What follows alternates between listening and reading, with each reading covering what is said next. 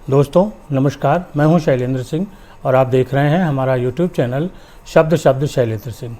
आज हमारे साथ बेहद ख़ास मेहमान हैं सबीहा अहमद जी, जिन्होंने ये राइजिंग बियॉन्ड द सेलिंग जो बुक आपको दिखाई दे रही है, इसकी वो को ऑर्थर हैं।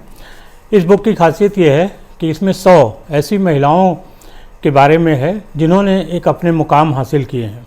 कहा जाता है कि हमारा जो समाज है वो पितृतत्वात्मक सत्ता का है, मेन डोमिनेटेड है, महिलाएं बहुत कम आगे आती हैं और उनमें से जो भी सामने आती हैं उनको प्रोत्साहित करना, उनको आगे बढ़ाना हम सबकी जिम्मेदारी है, इस समाज की जिम्मेदारी है। सबीहा जी जैसे लोग इस काम को कर रहे हैं। तो आज हम सबीहा जी से जानेंगे कि इस बुक्स का क्या इतिहास है, कैसे उन्होंने शुरू किया, आगे क्या इसकी प्लानिंग है। दूसरे, सबीहा जी वक्फ बोर्ड की मेंबर हैं, तो वक्फ बोर्ड पे क्या हो रहा है, किस तरीके की गतिविधियां हैं और ख़ुद वो समाज सेवी के रूप में समाज की सेवा कर रही हैं। बहुत बहुत आपका स्वागत है। बहुत बहुत शुक्रिया, बहुत बहुत शुक्रिया शैलेंद्र जी, ये मौका देने के लिए, आपसे रूबरू होने के लिए और YouTube के थ्रू कई लोगों से जुड़ने के लिए। बहुत सारे आपको जानने वाले लोग आपको मिलेंगे। राइजिंग बियॉन्ड द सेलिंग, ये जो मैगज़ीन है, बुक है, इसका क्या कॉन्सेप्ट है, कैसे आपने शुरू किया और किस लोगों के साथ मिलके कर रही हैं? राइजिंग बियॉन्ड द सीलिंग जो एक कॉम्पेंडियम है, एक डायरेक्टरी है, ये बेसिकली इस थॉट से पैदा हुई कि अगर हम मुस्लिम औरतों का जिक्र करते हैं तो जहन में तस्वीर आती है एक थोड़ा सा इलिटरेट औरत की या फिर दबी कुचली एक महिला का जहन में शक्ल आती है। तो हमें इस माइंडसेट को तोड़ना था। हमें ये दिखाना था कि मुस्लिम औरतों ने इसी मुल्क में रहकर विभिन्न क्षेत्रों में बहुत ही रिमार्केबल काम किए हैं। तो ये एक डायरेक्टरी हम लोगों ने कंपाइल करने का सोचा, जिसकी मेन फाउंडर और ब्रेन चाइल्ड जो है डॉक्टर फरहा उस्मानी का है। डॉक्टर फरहा आपा ने ही ये हमसे डिस्कस किया और हम लोग ने इस पे हिंदुस्तान की 100 मुस्लिम महिलाओं को पहले सिलेक्ट किया। इस सफ़र के दौरान ही हम लोगों ने एहसास किया कि इतनी ज़्यादा और इतनी अच्छी औरतें हैं और इतना ज़्यादा इन्होंने मुल्क को आगे बढ़ाने में योगदान दिया है, तो हम लोगों ने उसको फिर बढ़ा के 100 हर स्टेट की बनाई। अच्छा। तो सबसे पहले हमारी उत्तर प्रदेश की 100 महिलाएं, मुस्लिम महिलाएं जिन्होंने अपने क्षेत्र में बहुत यूनिक काम किए हैं, उनका कॉम्पेंडियम रेडी कर लिया। अच्छा। बाकी हमारा कर्नाटका का भी रेडी हो गया है, केरला का भी ऑलमोस्ट हो गया है, लेकिन सबसे पहले उत्तर प्रदेश का हुआ और उत्तर प्रदेश को मैं ही हेड कर रही हूँ। तो अगर इस बुक की बात की जाए तो इसमें 100 महिलाओं की तो हम बात नहीं कर पाएंगे, लेकिन अगर हम देखें कि लखनऊ और उत्तर प्रदेश की कितनी, उत्तर प्रदेश की तो सारी ही महिलाएं हैं। जी हाँ। लखनऊ की कितनी महिलाएं हैं? इसमें देखिए, जैसे काफ़ी हैं जो कि बॉर्न है लखनऊ की, लेकिन फिर वो आगे मकाम में आगे बढ़ गई हैं ज़िंदगी में, तो उनको भी हमने लखनऊ में ही काउंट कर लिया है। तो इस तरह से अगर आप देखिए तो 18 महिलाएं जो हैं हमारी लखनऊ की हैं और बाकी हमारे हर कई छोटे शहरों से भी हैं, चाहे वो पार्षद लेवल पे हो या MP लेवल पे हो, लेकिन वो पॉलिटिक्स में आगे बढ़ी है, उसने हिम्मत की है, तो हमने उनको भी कवर किया है। अच्छा। हाँ। कितनी मेहनत लगी होगी, कैसे इसको आपने मैकेनिज्म बनाया इन लोगों से बात करने का, फिर ये प्रिंट हुई, बहुत अच्छा प्रिंट है इसका, तो कैसे ये पूरी प्रक्रिया रही? ये पूरा, जैसे मैंने बताया कि मेन तो फरहा आपा, डॉक्टर फरहा उस्मानी का मेन पूरा उन्हीं का थॉट था, उन्हीं का विजन एक है। अभी भी इस पे वो आगे लगातार और एक अच्छा काम कर रही हैं, तो पूरी गाइडेंस सब कुछ उन्हीं का रहा है। उन्होंने कोविड का ज़माना था, लॉकडाउन था, उन्होंने जिक्र किया, तो हम लोगों ने सोचा कि क्या है, लेकिन जैसे वो कहती गई हम लोग करते गए काम। तो मैं हूँ, और जैसे आप प्रिंट की तारीफ कर रहे हैं, तो हमारे साथ डॉक्टर फायजा अब्बासी हैं जो कि AMU में हैं। अच्छा। तो ये सारी तारीफ उनकी है, इसकी प्रिंटिंग, डिज़ाइनिंग, और तो वो सब उन्होंने इस पे मेहनत की है फायजा ने।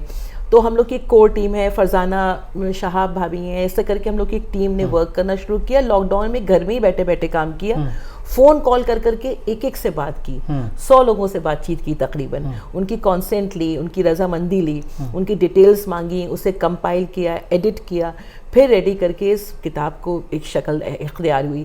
तो लेकिन मेन पर्पस ये है शैलेंद्र जी, हमारा जो हमने मेहनत की वो तो इसके सामने कुछ नहीं है। जो इसका विजन है वो यही है कि मुस्लिम औरतें जो हैं उन्होंने बहुत ही अलग अलग क्षेत्रों में बहुत ही बेहतरीन काम किए हैं और इस मुल्क को आगे बढ़ाने में बहुत योगदान दिया है, कर रही हैं अभी भी। और ये इस तरह की गिनती अगर आप देखिए तो वो मीडिया की भी हैं, वो वुमेन इन यूनिफॉर्म भी हैं, वो आर्ट्स एंड कल्चर में भी हैं, वो एकेडमिक्स में भी हैं, वो एडमिनिस्ट्रेशन में भी हैं, मतलब हर सेक्टर में हैं, कॉरपोरेट में भी हैं। तो हर फील्ड में मुस्लिम बच्चियों ने, मुस्लिम महिलाओं ने बहुत यूनिक काम किए हैं, जो कि हमने इस डायरेक्टरी में कोशिश की ऐड करने की। तो आगे भी ये तो 2022 की है तक 2022 तक है। जी जी इसके बाद आगे इसके एडिशंस आएंगे। हाँ, चूंकि इतनी जैसे आपसे रिस्पांस मिला, सबसे हमें इतना अच्छा रिस्पांस मिला है इस किताब का, तो हम लोग का इंशाल्लाह इरादा है कि हम लोग हर साल या हर ऑल्टरनेट ईयर पे एक एक लिस्ट फिर निकालेंगे। अच्छा। जैसे हमारे RBTC 2023 की लिस्ट 128 लोग की तैयार हो गई अच्छा। है। अब उसको फरहा आपा जो है वो एडिट करेंगी, उसको ज्यूरी डिसाइड करेगी, और हम लोग और भी एक्सप्लोर कर रहे हैं। तो हम लोग फिर 2023 की लिस्ट भी नवंबर के महीने में निकाल देंगे। अच्छा। हाँ, कुछ डिमांड आई है पाठकों की कि इसको हिंदी में भी किया जाए? हाँ, उर्दू की भी आई है, हिंदी की भी डिमांड आई है, लेकिन वी हैव सर्टेन कॉन्स्ट्रेंट्स, जैसे फंडिंग की दिक्कत होती है, तो वो हमारे भी कॉन्स्ट्रेंट्स हैं, जिसकी वजह से हम लोग इसकी ट्रांसलेशन अभी नहीं कर पा रहे हैं, क्योंकि ऑलरेडी इसमें बहुत एक्सपेंडिचर भी हो गया है और ये सब है। तो हम लोग, लेकिन हाँ, आपका बहुत अच्छा आइडिया है कि इसको हिंदी में भी करें ताकि इसकी रीचेबिलिटी बढ़े, और उर्दू में भी करें ताकि और लोग भी इसको पढ़ पाएं। जी। आपको लिखने का शौक पहले से रहा है या कैसे इसमें आपने उतना ध्यान दिया? नहीं शैलेंद्र जी, मुझे लिखना कुछ नहीं आता है। मैं लिखने में एक पैराग्राफ भी नहीं लिख पाती हूँ। सब फरहा आपा की गाइडेंस रही है, फायजा की मेहनत रही है। हाँ, बातचीत मैं कर लेती हूँ, तो इंटरव्यू मैंने लिए हैं और उनकी जो उन्होंने भेजा है वो फॉरवर्ड किया है। हम लोग के साथ समरीन है, सदफ है, निदा खान है, ये सब यंगस्टर्स हैं जिन लोगों ने इस पर बड़ी मेहनत की है, और फिर इसको एक आपने जो शक्ल देखा है इसकी तैयार हो गई। तो लिखना मुझे बिल्कुल नहीं आता है, लेकिन हाँ, को ऑथर आप मुझे इस रूप में कह सकते हैं कि लेकिन आपका कंप्यूटर से, इलेक्ट्रॉनिक से जुड़ा बहुत पहले का था। दोस्तों, हम लोगों ने 2001 के आसपास सबीहा का एक इंटरव्यू हमने किया था जो सरिता पत्रिका में छपा था, और तब इनका कंप्यूटर सेंटर था। थोड़ा सा उसके बारे में नए लोगों को बताइए, हो सकता है वो लोग भूल गए हों। अरे क्या है? आपने बहुत प्यारी बात, मेरे बड़े दिल के करीब है ये टॉपिक ले आया। हाँ। तो ये बात सही है। 1999 में हमारे जब साहबजादे हुए थे, तो हमें उस जमाने में ये था, हम लोग की पुणे पोस्टिंग थी। हाँ। और सारे तभी ये इंटरनेट युग आया था। आप याद कीजिए, .coms का शुरू हुआ था जमाना। तो हम लोग को रेलवे से भी सबने कंप्यूटर्स मिले थे, ये सब। तो तब उस जमाने में वो मॉनिटर और वो सब होता था। तो हम सर्व करते थे, फ्री टाइम था, लेकिन कुछ भी हमें इंडियनाइज नहीं लगता था, सब वेस्टर्नाइज लगता था। तो it was sort of irritating. अगर मैं पेरेंटिंग भी देखना चाहूँ तो उसमें समझ, तब हमें जहन में ख्याल आया कि एक हमारा ऐसा भी प्लेटफॉर्म होना चाहिए, ख़ासतौर से विमेन का, जो उस प्लेटफॉर्म पे जो उनके लाइक माइंडेड लोग हों और जो उनके इंटरेस्ट की चीज़ें हों, सब एक ही जगह हों। तो ये सोचते सोचते उस ज़माने में 2000 की बात कर रहे हैं आप, ठीक कह रहे हैं, तब हमने ये अजीब सुनते हो .com एक लॉन्च किया था, जिसमें हम लोगों ने 20 पेज से शुरू करते करते 220 पेज का पोर्टल रेडी कर लिया था। अच्छा। जिसमें हमने एक आस्क आवर एक्सपर्ट्स था, एक उसमें कॉलम एक था मेरा मुन्ना यानी चाइल्ड केयर, और मतलब पेरेंटिंग, हाँ पेरेंटिंग था, और फैशन था, हाउस मैनेजमेंट था, फाइनेंसेस था, मतलब हर ब्रैकेट्स हम लोग ने लिए थे उसमें, और उस पे उस पोर्टल पे काम किया था ajisunteho.com। और उस टाइम उस जमाने में 54% क्लाइंट हमारी जो विजिबिलिटी थी वो सब US के लोग थे, और हमारे मतलब S कुमार से और राष्ट्रीय सहारा से बहुत बड़े बड़े ऑफर उस टाइम हुए थे हम लोगों को। लेकिन एज आई टोल्ड यू, तो मतलब हमारे हस्बैंड, हम लोग ट्रांसफरेबल जॉब वाले लोग हैं, 2-2 साल में ट्रांसफर होते थे हम लोगों के। तो I was in Nagpur, then we went to Bhopal, 10 महीने में वी वेंट टू जबलपुर, एक साथ आपको, और छोटे छोटे 2 बच्चे, तो वो मैनेज करते करते वो फ्लॉप हो गया। मतलब अजी सुनते हो हम खींच नहीं पाए, लेकिन हमारे वो हम सोचते हैं कि वो उसका रिजल्ट शायद हमको अब मिला है। हाँ। जब हमारे छोटे बेटे ने इतना अच्छा एक ये ऐप लॉन्च की है, कलाम लैब्स करके लॉन्च की है उन्होंने, और जो वो एक बॉट्स पे वर्क कर रहे हैं, उनकी फंडिंग हुई है वेंचर कैपिटलिस्ट वगैरह से, तो शायद जीन्स में रहा होगा, तो वो अब आ रहा है। तो अजी सुनते हो, तो बट ये था कि वो that was much ahead of its time, I think। लेकिन वो एक कीड़ा था दिमाग में, आप सही कह रहे, तो को ऑथर तो कह सकते हैं, लेकिन हाँ क्रिएट किया था हमने एक चीज। जी, कहीं मन में है कि उसको हम आगे रिकॉग्नाइज करें, कुछ और बढ़ाएं अब नए प्लेटफॉर्म के तरीके से? I think my son is already doing it. मतलब जो वो कर रहा है एक तरह से, उसकी रीच तो बहुत ज़्यादा है इन बॉट्स वगैरह की, तो तो वो और नहीं, मुझे इंटरेस्ट नहीं है उसमें, अभी इंटरेस्ट नहीं है उसमें। हाँ, आप सुन्नी वक्फ बोर्ड के साथ में भी हैं। हाँ। क्या समस्याएं हैं वक्फ बोर्ड की, और क्या आप देख रहे हैं कि कैसे उन समस्याओं का दूर किया जा सकता है? यूपी सुन्नी सेंट्रल वक्फ बोर्ड की मैं मेंबर हूँ, मतलब गवर्नमेंट नॉमिनेटेड हैं हम। तो वक्फ का तो देखिए ये है कि ये काफ़ी जटिली प्रॉब्लम्स हैं, और आज नहीं कम से कम 50-60 साल से हैं। और इसमें मतलब इसका अगर देखा जाए, जैसे अगर इसका हम एक विजन देखते हैं तो विजन इस तरह से है कि या मुझे कुछ बनाए, मुझे एक मौका दिया गया है, तो इसमें ये है कि मुझे जो सोल्यूशन नज़र आता है, जो थोड़ा बहुत मैं कर सकती हूँ, वो यही है कि जितना हो सके इसको डिजिटलाइज कर दूँ, इसको जितना हो सके ऑनलाइन कर दें। चाहे राइट फ्रॉम आपका registration of a property, Waqf property से लेके आर्टिकल्स की सॉल्यूशंस है या हियरिंग्स हैं, या जितनी चीज़ें हो सके हम लोग उसको डिजिटलाइज कर लें।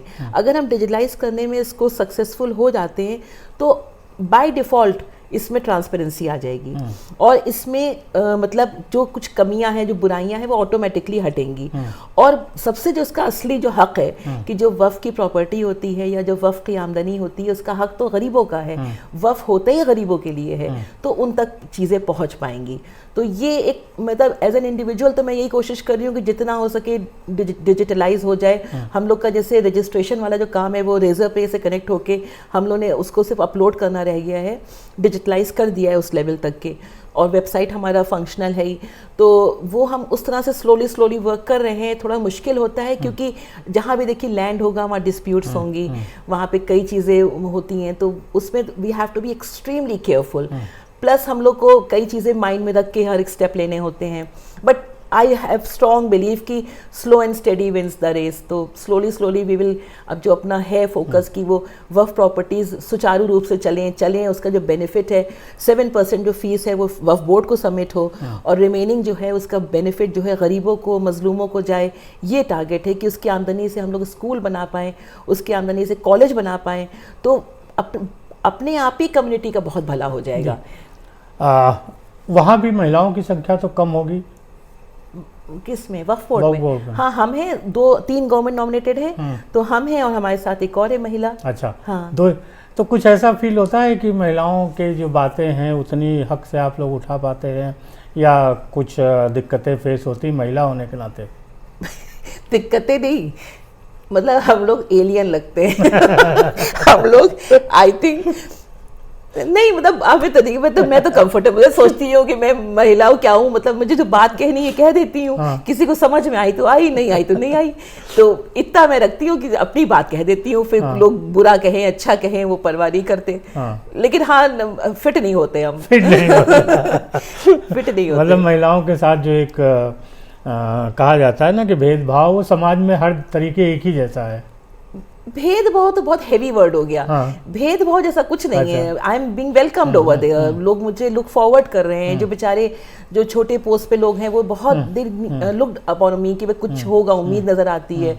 ऐसी बात नहीं है देखिए, बट थोड़ा सा वक्त लगता है हर चीज को ना। ये भी एक मेरा परिवार है, वक्फ बोर्ड भी मेरा एक परिवार है। तो जो एक रूल चले आ रहे हैं, धीमे धीमे उस पर स्लोली वर्क होगा। धीरे धीरे लोगों को लगेगा कि इनको भी जो है ये भी हमारा हिस्सा है, ये भी हम भी उनके साथी हैं, और ऐसा हमें अच्छा सपोर्ट है, मतलब अच्छा है। बट जैसे मैंने कहा शैलेंद्र जी की डिजिटलाइजेशन ही इसका एक परफेक्ट सोल्यूशन है, और जितना हम लोग ये कर पाएं उतना बेटर होता जाएगा। तभी विवाद खत्म होंगे, चीजें ट्रांसपेरेंट होंगी। और जो है सामने देख लो भाई, तुम कह रहे हो क्लेम कर रहे हो, तुम्हारी ये देख लो भाई नेट क्या दिखा रहा है, रिकॉर्ड्स में क्या है देख लीजिए आप, सब है, हमें सिर्फ उसको अपलोड करना है जी। इसके साथ साथ आप समाज सेवा में भी सक्रिय हैं और बहुत सारे लोगों को मदद देती हैं। सीतापुर के गांव की भी एक कहानी है जहां आपने बहुत संघर्ष करके बिजली पहुंचाई थी सबिहा जी ने। क्या है उस गांव की कहानी, कैसे आप उस गांव के साथ जुड़ी? ये पुरानी बात है, 2013-14 की बात है। हम लोग गए थे गांव पे ज़मीन खरीदने। ज़मीन तो नहीं पसंद आई। वहाँ पे मगरिब का वक्त हो गया और अंधेरा गुप्त हो गया, और कोई लाइट नहीं, कोई खंबे तक नहीं, मतलब सिरे से गायब। और we were just hardly 40 kilometres far from Lucknow. तो बड़ी हैरानी हुई कि इस ज़माने में भी लाइट नहीं है, ऐसा कैसे हो सकता है। तो फिर हम वापस तो घर आ गए, लेकिन एक जहन बना लिया कि अब इस गांव में बिजली लानी है, चाहे हमें ABCD भी ना मालूम हो कैसे आती है बिजली। फिर वही हुआ कि पापा इत्तेफाक से हमारे यूपीएससीबी में रहे हैं, chief engineer GM member engineering होकर रिटायर हुए थे। तो एक हमें एक मैके का कनेक्ट तो है ही शक्ति भवन से, तो हम फिर शक्ति भवन जाने लगे और फिर हमने रिक्वेस्ट किया और बेहतरीन हमको सपोर्ट मिला वहाँ के ऑफिसर्स से, वहाँ के मैनेजमेंट से, सबसे। और जैसे मैंने कहा ना कि वक्त लगता है, थोड़ा साल 2 साल 1.5 साल लगा, लेकिन पूरे गांव में बिजली आ गई। और फिर हमको उस साल 1.5 साल का भी बेनिफिट ये रहा कि हम गांव वालों से जुड़ गए और बार बार उनके यहाँ जाना, उनको पढ़ाना, उनसे बातचीत करना। फिर धीरे धीरे गवर्नमेंट की सारी स्कीमें हमने उतार दी वहाँ पर, मुख्यमंत्री समग्र ग्राम विकास योजना, प्रधानमंत्री आवास योजना, फिर वो इज्जत घर, ऐसे करके जो वो कुटुंब योजना, ये सब करके वहाँ उतार दी। तो ऑटोमेटिकली वो गांव फ्लरिश करने लगा है, बहुत अच्छा हो गया, वो बिजली भी आ गई पैरेलल में। तो ये काम करते करते हमने सीख लिया कि ऐसा मुश्किल नहीं है कुछ, मतलब आप प्रॉपर चैनल से चलो तो जो गवर्नमेंट डिपार्टमेंट के ऑफिसर्स हैं वो भी रिस्पेक्ट करते हैं कि भाई ये सिर्फ जेन्युइन है, इनको सिर्फ बेनिफिट करना है गरीबों का, तो वो भी रिस्पेक्ट देते हैं। गरीब तो बेचारा मुंतजर है, वो तो चाह ही रहा है उसका कुछ भला हो जाए, उसको सिर्फ ये है कि वो होपलेस होता है, वो उसको कोई होप नहीं होती, उसको लगता है आज ही आई है, गाड़ी से उतरी है, महीनों दिखाई नहीं देंगी, उसको ये पता होता है। तो आप जब उसको जाते हो, फेथ पैदा होता है, कहता है ये तो हमारी अपनी है। फिर आप उनसे फॉर्म भरवा लो, उनसे अंगूठा लगवा लो, उनसे काम पूरे करा लिए आपने अपने स्टाफ से लग के, फिर वो जमा करवा दिए, वो खट खट खट खट काम हो जाते हैं। प्रधान से आपने पोलाइटली बात कर ली तो प्रधान आपको कोऑपरेट करता है। मतलब बिला वजह कहीं जाके भौकाल दिखाना, बिला वजह कंफ्यूज ना करें लोगों को, सिंपल लोगों की मदद करें। हाँ भाई, अब जैसे प्रधान है वो भी तो रिस्पॉन्सिबल है इस गांव के लिए, आप उसको मतलब बिला वजह अपना एक प्रेशर दो, ये नहीं भाई, आपका भी वही बेनिफिट है, हमारा भी वही बेनिफिट है, दोनों की विन विन सिचुएशन है, भला सबका है, चलो ये भला कर देते हैं, तो वो भी खुशी खुशी भला कर देता है। फिर हमको राम नायक जी ने, गवर्नर जी ने हमको इनाम दिया, अवार्ड दिया इसके लिए, जी हमको सम्मानित किया, और हमको और भी कई इस काम की वजह से अवार्ड मिले। सबसे बड़ा अवार्ड ये मिला कि हमने एक तरीका सीख लिया कैसे काम कि कैसे काम करते हैं। फिर हमने यहाँ पर एक मेट्रो सिटी के पास सामने स्लम एरिया है, वहाँ पे काम किया। फिर बेलदारी ने लालबाग में वहाँ पे काम किया। अभी हम ईदगाह के सामने एक स्लम एरिया है, वहाँ पे काम कर रहे हैं। अच्छा। तो लगातार हम यही करते हैं, अपनी पॉकेट से हम नहीं खर्च कर सकते। तो फिर हम क्या करते हैं कि गवर्नमेंट की स्कीम्स वहाँ उतार देते हैं, सरकारी योजनाएं उन तक पहुँचा देते हैं, और वो उनको फॉर्म भरना नहीं आता, और इन लोग को मतलब इतना मेहनत नहीं होता, ऑफिसर हम दोनों के बीच में ब्रिज बन जाते हैं और काम हो जाता है। तो मतलब मुश्किल होता है, लोग कहते हैं इतना आसान साउंड करती हो, मुश्किल होता है, लेकिन हो जाता है काम। अगर आप चाह लीजिए तो हो जाता है शैलेंद्र जी, हो जाता है काम, टच वुड हो जाता है। कुछ और प्लान किए हैं आपने फ्यूचर के लिए जो आप करने वाली हैं? फ्यूचर के लिए मेरा ये प्लान है, जैसे फ्यूचर के प्लान तो नहीं, विजन, एक तो आरबीटीसी को और प्रमोट करना है कि मतलब इससे बच्चियां इंस्पायर हों, मेंटरशिप प्रोग्राम है हमारा, इंस्पायर हों और बच्चियां आगे बढ़ें। आरबीटीसी मतलब सबिहा जी ने जो कहा उसका फुल फॉर्म है राइजिंग बियॉन्ड दी सीलिंग। जी, राइजिंग बियॉन्ड दी सीलिंग। तो इस बुक को और आगे बढ़ाएं। पर्पस बुक से हमें नहीं है, पर्पस ये कि जो बच्चियां डीमोटिवेट हो गई हैं कि हमारा क्या होगा, हमें पढ़ने की क्या जरूरत है, या माँ बाप कह रहे हैं अरे इसकी शादी कर दो, नहीं बहन, तुम इसको पढ़ाओ, इसको आगे बढ़ाओ, इसको खुद सेल्फ एम्पावर कर दो, तो 10 रिश्ते खुद आएंगे उसके। तो इस तरह से ये एक माइंडसेट हमें बढ़ाना है कि इसमें कई गरीब घर की बच्चियां हैं जो कितना लाइफ में कामयाब हुई हैं, तो उनकी स्टोरी वो पढ़ें, वो आगे बढ़े, उनमें हिम्मत बढ़े। तो आपने बहुत अच्छा आइडिया दिया कि इसको हिंदी में भी करें, उर्दू में भी करें, ये बात सही है, क्योंकि तभी इसकी रीचेबिलिटी बढ़ेगी। तो वो, और जैसे इसमें मेंटरशिप प्रोग्राम है, तो हमारी जितनी ऑनरीज हैं उन सब ने मेंटर बन गई हैं कुछ लोगों की। तो इस तरह से मल्टीप्लाई हो रहा है ये पूरा एक अपने आप में। तो इस तरह से तो मेरा जो आप जैसे कह रहे हो विजन क्या है, तो जैसे मैं सोशल वर्क भी करती हूँ, सपोज वुलेंस बांट रही हूँ या ब्लैंकेट्स बांट रही हूँ, तो मुझसे लोग कहते हैं क्यों सोशल मीडिया पे डाल रही हो, शो ऑफ कर रही हो। नो, आई स्वेयर, मैं शो ऑफ क्यों करूँगी? आई एम कंप्लीट, अल्हम्दुलिल्लाह, सब है हमारे पास। वो इसलिए है क्योंकि तभी हमसे लाइक माइंडेड लोग जुड़ते हैं। 10 लोग फिजूल हैं जो गॉसिप कर रहे हैं, लेकिन 2 लोग ऐसे भी हैं जो जेन्युइन हैं, अच्छे हैं, जो समझ रहे हैं। इस तरह मेरी कम्युनिटी बढ़ती है आगे, वो मुझसे जुड़ती हैं। फिर मैं उनको अपनी गाड़ी में बिठा के ले जाती हूँ कि चलो मोनिका, आज तुम ब्लैंकेट पहनाओ, उड़ाओ इनको, जाओ तुम गाड़ी से उतरो, रात के अंधेरे में तुम जैकेट पहनाओ। ये वो मोटिवेट हो जाती हैं। मेरी फ्रेंड है रितु, वो तो खुद अब गाड़ी में भरती है स्वेटर्स, जैकेट्स, और वो फिर बांटती है। मतलब इस तरह में I just change my friends every day. Reason is कि तुम लोग आज बांटोगे। तो इस तरह से मल्टीप्लाई हो। वो लोग खुद भी सब बहुत जेनरस लोग हैं, लेकिन एक झिझक होती है भाई, रात में गाड़ी से निकलना और स्ट्रेंजर्स को पहनाना, हिम्मत चाहिए इन चीज़ों के लिए, लेकिन फिर देखती है ये तो आसान है, सेफ है, फिर उनमें ये चीज़ मल्टीप्लाई होती है। तो हमारा ये कहना है शैलेंद्र जी, जैसे मैं 2 चीज़ों पे बहुत स्ट्रॉन्ग बिलीव करती हूँ, मैं चाहूँगी आप भी ये बात हमें आगे तक पहुँचा दें। एक चीज़ ये कि ऑल ऑफ अस, जैसे हम सब हैं, वी आर ब्लेस्ड वंस, हम लोग के पास बहुत है, टच वुड, अल्हम्दुलिल्लाह। It's our time to give back to society, it is necessary. I me myself बहुत हो गया, please give back to society. ज़्यादा नहीं तो 0.5% दीजिए, लेकिन कुछ करिए, फाइनेंसेस से, एफर्ट से, हाथ पैर से। ये मत सोचिए कि कोई समाज सेवा कर रहा है तो उसे पॉलिटिक्स में जाना है, नहीं, पॉलिटिक्स के ऑफर इंसान रिफ्यूज़ कर चुका है, वो जेन्युइनली चाह रहा है कि ये चीज़ें समाज बेहतर हो। तो एक तो पहला पॉइंट मेरी रिक्वेस्ट है सबसे ख़ास तौर से महिलाओं से कि प्लीज़ आप लोग भी सब लोग थोड़ा एफर्ट करें और अपने 24 घंटे में से 2 घंटे भी निकालें। और कई लोग बहुत बेहतरीन काम कर रही हैं, वो हमारी तरह बोल नहीं रही हैं लेकिन कर रही हैं, आई सल्यूट देम। लेकिन और भी लोग आगे बढ़ें और ये करें तो धीरे धीरे बहुत बेहतर हो जाएगा। दूसरा मेरा जो पॉइंट है वो ये है पूरे मुल्क के लिए, पूरी कंट्री के लिए, कि कंट्री कोई भी हो, चाहे अगर हम हिंदुस्तान की बात कर रहे हैं तो ये सिर्फ 2 लोगों में बटी होती है या होनी चाहिए। मेरा कहना है, एक अगर सपोज अनफॉर्चुनेटली वहाँ पे कुछ गरीब हैं, अगर एक सेक्टर कुछ गरीब का है तो बाकी पूरा सेक्टर होना चाहिए गरीबी मिटाने वालों का। जी। अगर ये बाकी सेक्टर गरीबी मिटाने वालों का होगा ना तो ये सारे गरीब ही क्लियर हो जाएगा, फिर एक पूरा और बाय डिफ़ॉल्ट एक हमारा एक प्रॉस्परस कंट्री हो जाएगी।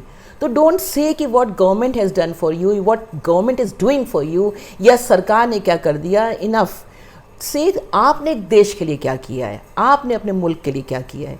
मतलब मैं ये 2 चीज़ों पे बहुत बिलीव करती हूँ। बच्चों को भी डांट लगाती हूँ, दोनों बेटों को, don't complain, don't criticise, don't be an escapist कि मैं इंडिया छोड़ दूँ ये वो, नो।